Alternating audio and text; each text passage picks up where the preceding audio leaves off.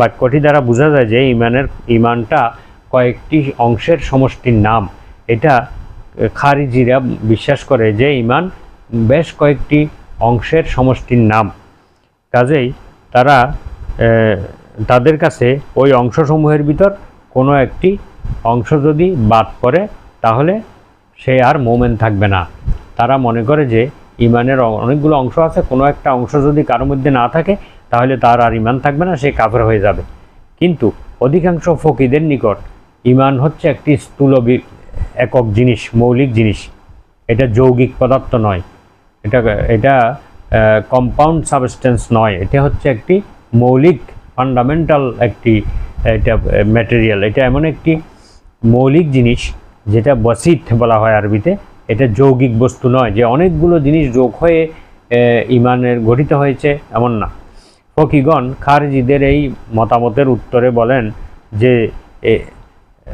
যে হাদিস দ্বারা প্রমাণিত হয়েছে যে ইমান কয়েকটি অংশের দ্বারা গঠিত, এটার অর্থ এই যে ইমানের পূর্ণাঙ্গতার অংশ, মূল অংশ নয়। ইমানের মূল অংশ মানে খণ্ড খণ্ডভাবে বিভক্ত নয়, বরং এখানে যে লজ্জাশীলতার কথা বলা হয়েছে এটা হচ্ছে ইমানের পূর্ণাঙ্গতা। অর্থাৎ লজ্জাশীলতা থাকলে তার ইমানটা পূর্ণাঙ্গ হয়। কাজেই যার ভিতরে ইমানের সকল অঙ্গ পাওয়া যাবে সেই পূর্ণাঙ্গ মোমেন হবে। আর যার ভিতরে ইমানের কোনো একটি অংশর অভাব হবে তখন তার ইমানটা অসম্পূর্ণ বলে বলা যাবে, কিন্তু সে কাফির হয়ে যাবে না এবং মূল ইমানের কোনো হ্রাস বৃদ্ধি হয় না। অর্থাৎ লজ্জাশীলতা থাকলে তার ইমানটা পাকাপোক্ত হয়। এভাবে আরও অনেকগুলো গুণাবলী আছে যেগুলো থাকলে মানুষের ইমানটা উত্তরোত্তর আরও পাকাপোক্ত হয়, এটাই বোঝানো হয়েছে।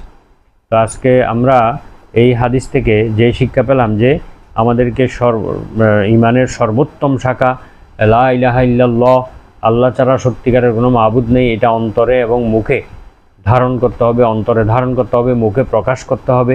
তাহলে আমরা ইমানের সর্বোত্তম শাখাটি ধরে রাখতে পারবো। আর মাঝখানে যেই শাখাগুলো রয়েছে সেগুলো আমরা গভীর অনুসন্ধান এবং অধ্যয়নের মাধ্যমে সেগুলো আমরা অর্জন করে নেব, আয়ত্ত করে নেব।